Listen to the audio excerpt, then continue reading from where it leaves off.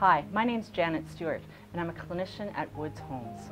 Welcome to Successful Family Transitions, from junior high to high school and beyond.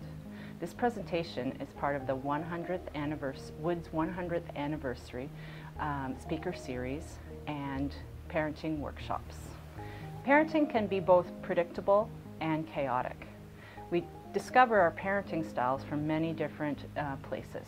It may be that you pick your parenting style based on how you were parented as a child, and you bring what you find was helpful from that experience and leave behind other experiences. You may find your parenting style through experiences like babysitting, or maybe you work with children, or maybe parents pick up things along the way from the media. However it is that you discover your parenting style, you stick to that, and through the ups and downs of daily life and transitions, which is what we're going to talk about today, you rely on those kinds of skills that you've developed as a parent. It can also be really chaotic. So some days can be very chaotic, and some periods or transitions can be very chaotic. And so at that point, you rely on the things that you've learned along the way, or you reach out to other sources of support to figure out what to do next. When we talk about transitions, transitions can be anything from very small things, such as your baby's first steps, so they're moving from babyhood to being a toddler. It can also be some big things, like your first day at school, whether that's elementary, junior, or high school, and some really big things like graduation, a first job, a first intimate relationship. And so within all of those big and small steps, there's small and big transitions along the way. So if you think about transitions, it can be overwhelming to think about it in one big chunk. And what we've suggested is to think about transitions in terms of 4 areas. The first area is protection. So in times of transitions, when depending on what age your child or youth is, how much protecting in times of transitions do you need to do as a caregiver or as a parent? And the second area to think about is education. And it's the same thing, depending on a child's age or what transition they're going through, how much education do you need to do as parents or caregivers? Listening is the third one, and it's also incredibly important. And for some people, listening can be the hardest. Protection, education, that can be something that you learn and figure out along the way. Listening can be difficult because as parents and caregivers, we want to provide advice, and we want to make sure that we're sending our child or young person in the right direction. But plain old listening, just using your ears, can be really tough. The fourth part is preparation.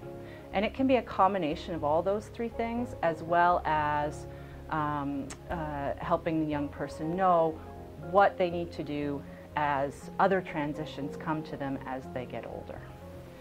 There's one reason why Barbara Coloroso is considered to be a parenting expert, or someone that you can really rely on to provide some good advice on parenting. It's because she's very direct, very clear, and a lot of her messages are quite important. And if you go to her website, which is kidsareworthit.com, then on the right-hand side of that first homepage is a very small clip, and it talks about the messages that she believes are important for adults, caregivers, and parents to provide for kids. And we think that those messages are doubly or even more important during times of transitions. And there's 6 messages. They are: you are listened to and cared for, you are believed in, and I trust you. The 5th one is, I know that you can handle this situation or this transition. And then the last message is, you are very important to me.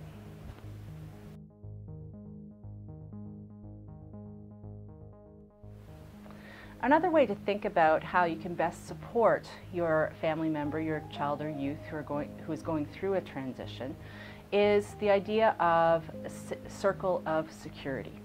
And what that means is your home or you as a parent or caregiver is considered a secure base or a safe haven for your child or youth as they are going out on adventures or transitions. And whether that be a very small, seemingly small transition, such as when they are young and they're moving from being walked across the street, so a lot of protection, you're holding their hands, you're educating them on how to look both ways, listen for cars, all those kinds of things. You're really very still close to them. Their circle of security is very, very small because you're still doing a lot of protection and educating. And as they get older and as they convince you that they're ready to cross the street by themselves, that circle of security grows wider and grows longer and bigger, but they always have a safe base to return to. And so during times of transition, having this circle of security grow longer and longer as they go out on different kinds of adventures in junior high, high school, and beyond, they still have a safe, warm, happy, secure place to come back to and talk about their adventures and get consultation and get some more education, and preparation is incredibly important. You might think that transition times is a time for doing, so a time for figuring out what the best kinds of support for young people are, figuring out any kinds of things that you need to do.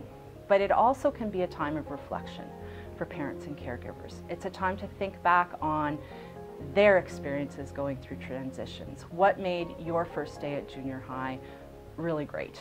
What made your first day at high school really bad? And so it's time to reflect on those things so that you can build those things that you've experienced into the transition that your young person is going through. It's also a time to reflect on behavior. So sometimes these transitions can be very subtle. Not a lot of chaos happens, not a lot of bumpy kinds of behaviors happen. Sometimes though, behaviors that are happening, behaviors that are your children or young people are doing are quite risky and very concerning. And so it's time to reflect also on what that behavior is telling you, because we believe that all behavior tells you something about what your child is going through. So sometimes your child or your young person is very helpful in telling you what all of this behavior that they're going through means to them. And then sometimes you might want to seek out support for help in trying to encourage your young person to tell you what that behavior might mean for them. Another interesting way to think about how we can support as caregivers and parents, how we can support youth and children who are going through transitions, is developed by Mike Riera.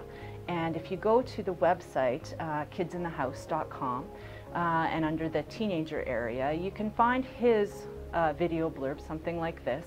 And in it, he talks about how when our children are very young, we are their managers. We manage their food intake, we manage what they're going to wear, we manage their extracurricular, we manage everything. But as they get older, it moves from more of a managerial position to a consultant position. In fact, in lots of cases, we get fired from our manager position because now they have learned a lot. You've protected them, you've educated, you've listened, you've prepared, and now they're ready to go it almost alone, but with you as a consultant. And that can get a little bit scary as kids get really older and into junior high and high school because they're asking you to stop doing some things that are about protection.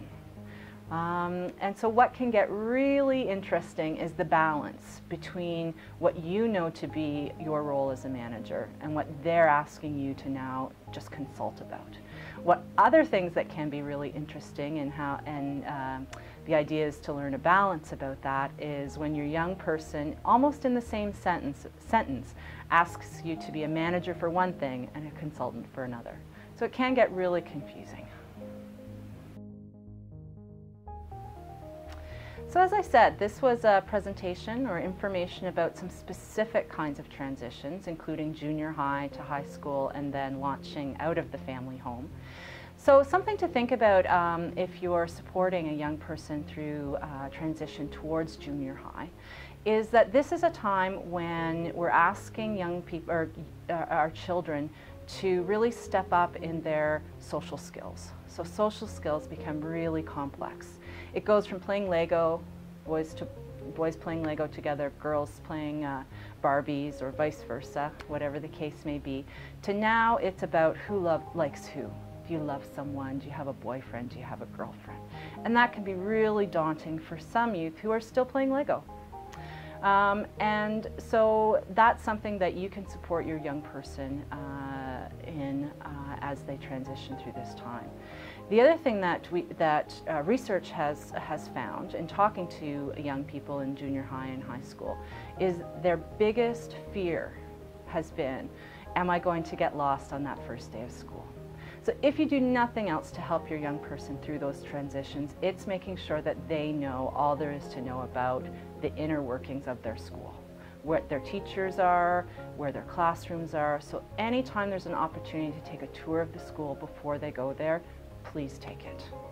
Another thing that is important for both the transitions to junior high and high school can really be almost a value or belief that your family adopts, that it's very important to continue to be connected. So this goes from, it's not all about you moving to junior high or to high school, it's about how can you connect to your school, how can you remain connected to your family, how can you remain connected to your community, and even how can you remain connected to your world. If your young people feel like they are connected to a broader group of people, then they will do better in these kinds of transitions. Another thing to think about in high school is a difference can happen even on a day-to-day basis. So some youth, as they go through high school, some days are completely boring and ridiculous, and why am I bothering to learn all of this stuff? And then the next day, or even later on that day, it can be, this is the biggest adventure of my life and I'm so excited where I am. So again, it can be confusing. But if you rely on those 4 things that we talked about, which is a balance between protection, education, listening, and preparing, bumps along the way of transitions can be smoother, easier to handle, and all the members of your family can have a better time through transitions. So thank you for watching.